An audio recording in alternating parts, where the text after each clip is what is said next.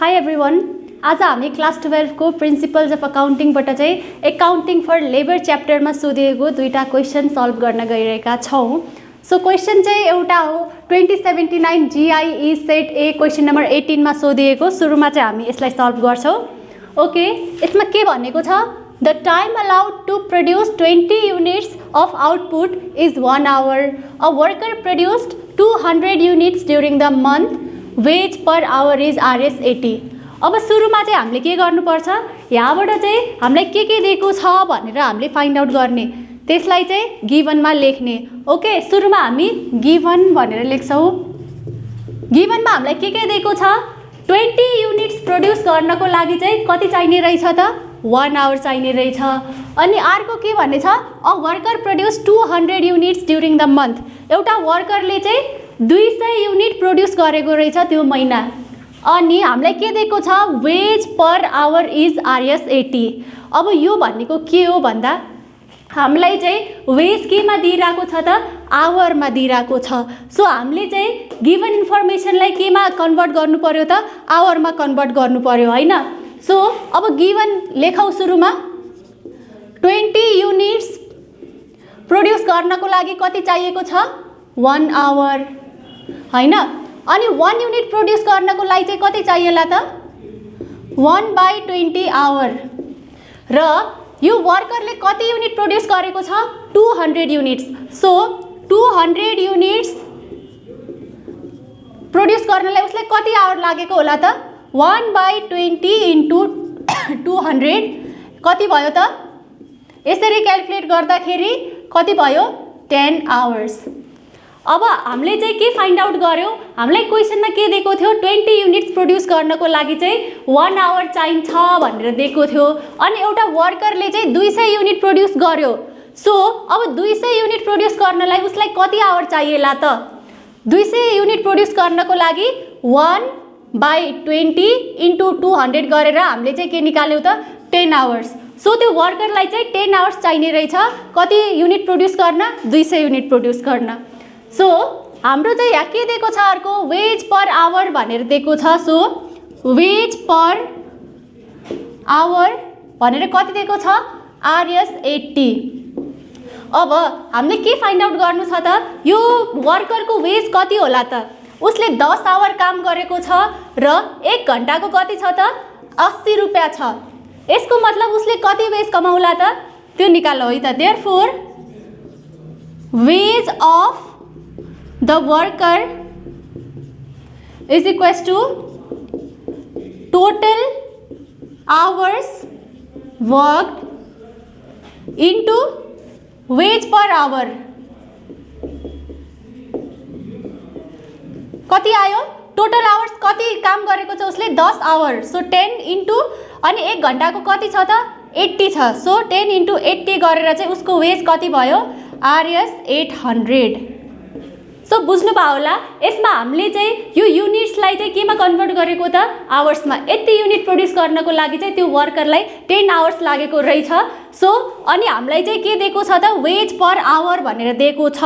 Time rate सिस्टममा हामीले निकाल्नु छ नि त अहिले। सो त्यही भएर चाहिँ हामीले के निकाल्यौँ त, यसलाई आवरमा निकाल्यौँ र त्यसपछि हामीले वेज अफ वर्कर भनेर total hours worked into wage per hour गरेर 10 hours उसले काम गरेको र 80 चाहिँ के हो त, उसको वेज पर आवर हो। सो यसरी हामीले चाहिँ के निकाल्यौँ त, यो wage of worker equals to RS 800।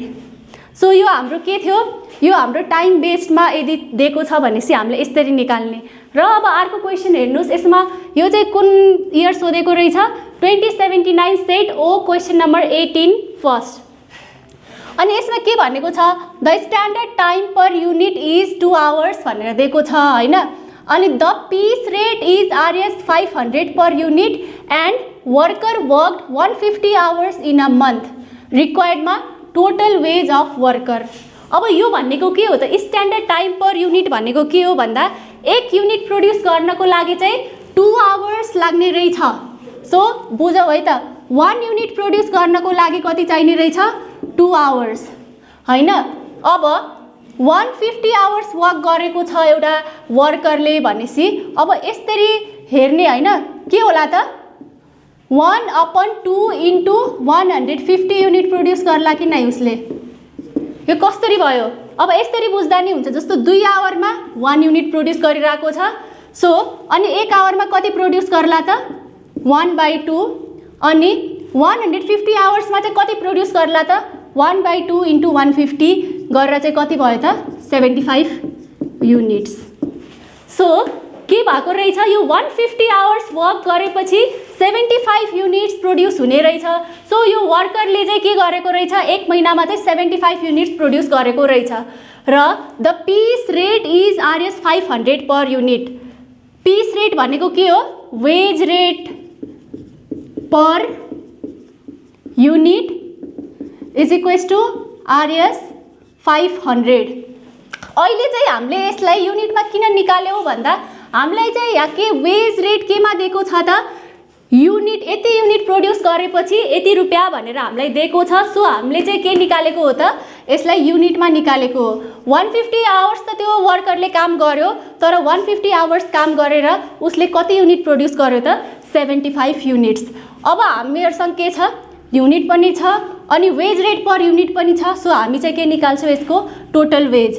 So total wage of worker is equals to production unit into